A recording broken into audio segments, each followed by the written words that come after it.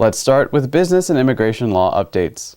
This will be presented here by Mr. Ramesh Khurana, who is the Chief Attorney and Counselor at Law at the well-known The Khurana Law Firm, located in Gaithersburg, Maryland. The moderator on this set is Attorney Kenneth Haber, who is a practicing attorney in Boyds, Maryland. This morning, Attorney Haber questions Attorney Khurana on consular processing at the U.S. Consulate abroad. Let's take a look. Welcome. My name's Kenneth Haber. I'm a former Assistant United States Attorney and also a former Senior Attorney in the Office of Inspector General. With me today is Ramesh Khurana. Welcome, Ramesh. Thank you, Ken. Ramesh is in the studio today to answer some questions that we have concerning immigration law. He has clients across the country, across the world, and he's very skilled in the area of immigration law, and we're going to see if we can't test those skills today. Sure. You're most welcome, and I appreciate very generous introduction, as always. It's always a pleasure being with you. Yeah, give me a hard time. Ask difficult questions. I'm going to do that. Yeah. I'm going to do that. Sure. No easy softballs for you. That's true. No slow balls. Let me see. Yeah, we'll it depends. Okay. Yeah. And this is the Capitol Forum. Ramesh, are you ready to discuss the consular processing of petitions at the U.S. consulates abroad today? Yes, I am. Very good. Can you please explain the concept of consular processing? I'll be very happy to do that. Ken, I remember you helped one of your friends.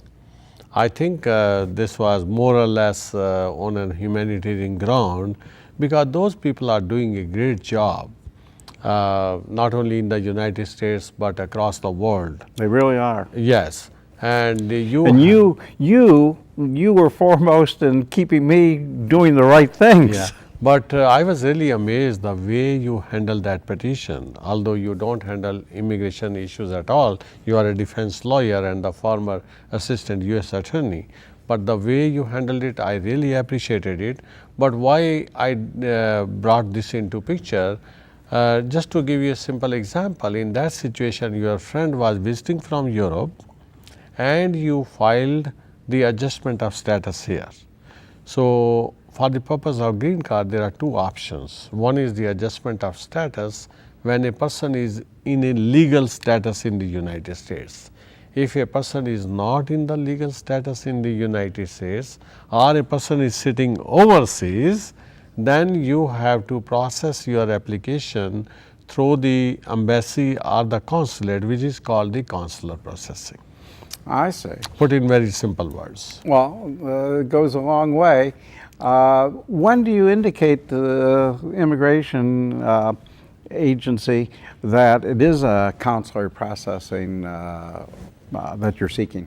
You know, let us say you are filing an I-130 petition for your wife, and your wife resides in Mumbai. So when you file your I-130 petition, then you are indicating in the petition right at the time of filing.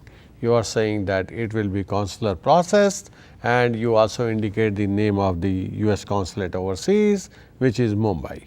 Now, it doesn't mean that if circumstances change and you cannot change it from consular processing to the adjustment of status.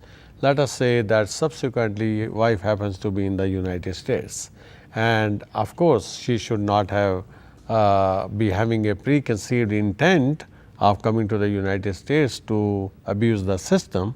But if she is here and she has been staying here, let's say for 2-3 months, after that she changes her mind. She says, I do not have any connections at this point to Mumbai, and I would like to file my adjustment of status from here.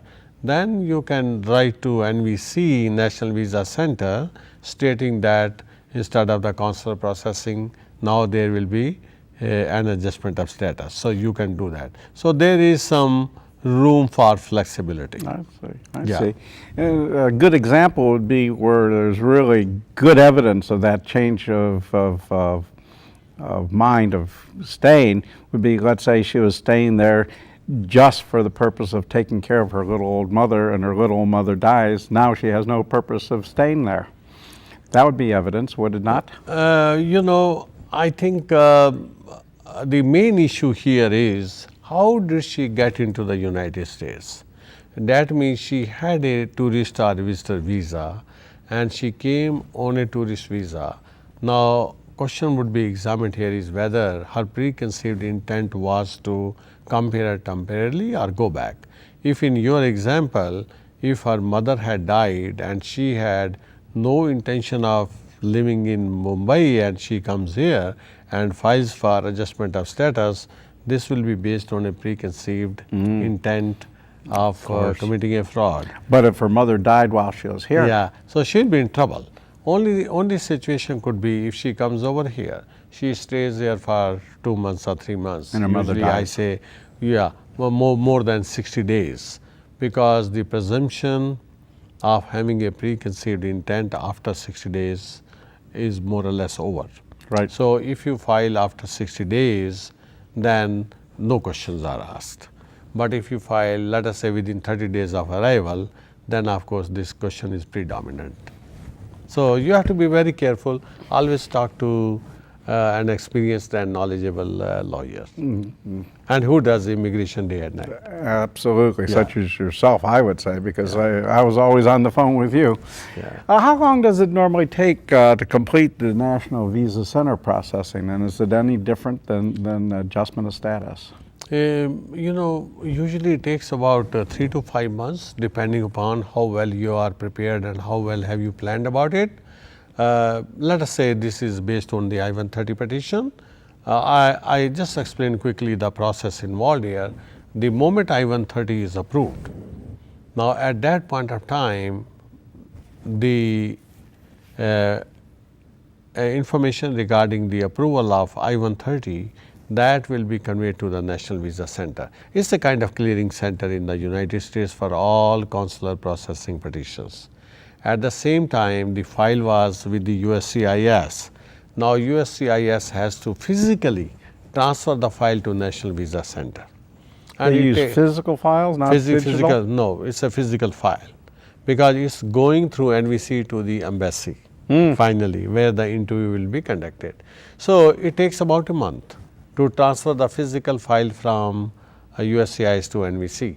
When it comes to NVC, so NVC will opens the case file in their system, and they will send an intimation to the lawyer on record, if there is a lawyer, and the petitioner, that now we are handling the case, now are you ready to file the next phase of documentation. So if it is I-130 based green card petition, they have to file form 260, basically applying for the immigrant visa, and that you can file only when the system is ready to accept. And once you have filed form 260, then you have to file an affidavit of support also, and then you have to pay the visa fees and affidavit of support fees. So the entire process takes about 3 to 4 months. Along with that, you are responsible to provide civil documents. What are the civil documents?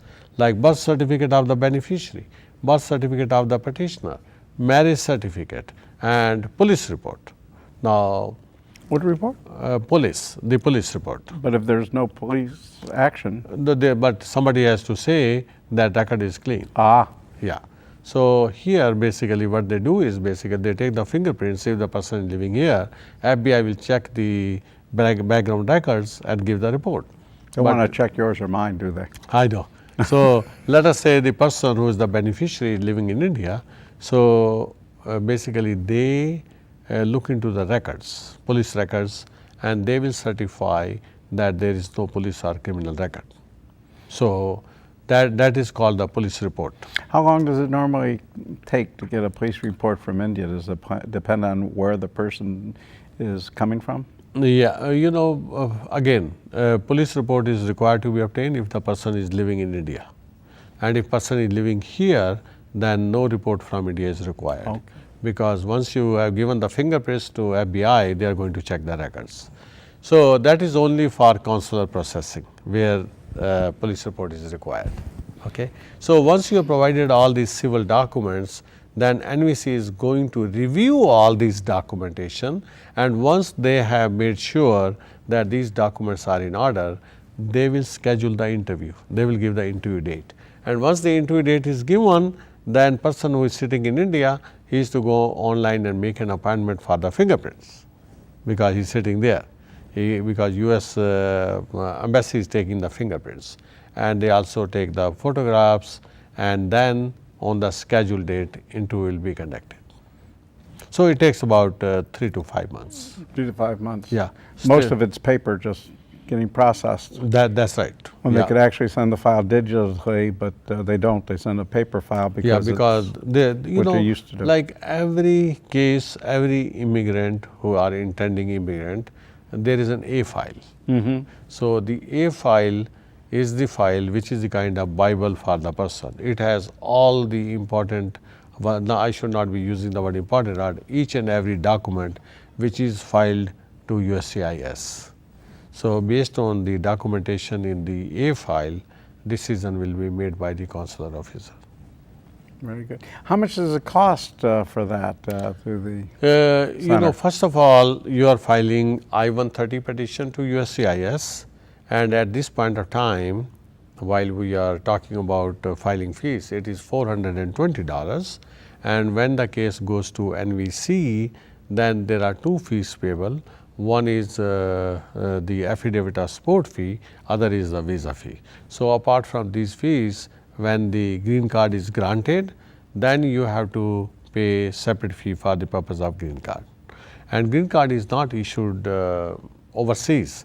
Basically, when you come to the airport or the port of entry, CBP will interview you, and they will put the stamp in the passport.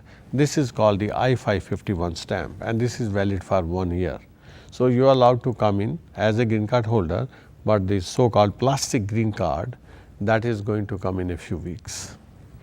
Is there any work authorization available through the Consular Processing Center? That is the major difference between consular processing and adjustment of status. Under adjustment of status process, because the person is sitting here and that person would like to do job because that person has to pay the bills.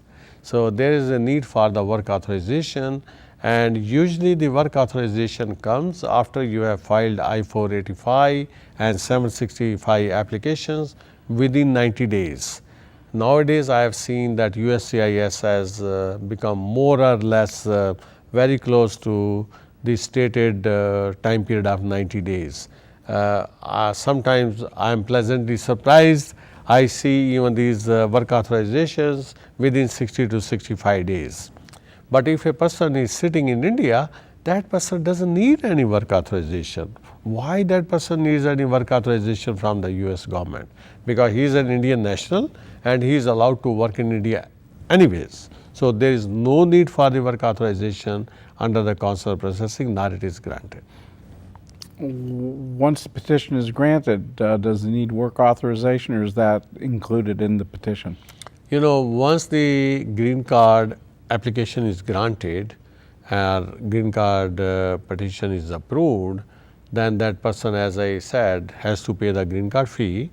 Then he has to come within a period of 6 months from the date of grant of green card. Otherwise, green card application or process will be cancelled.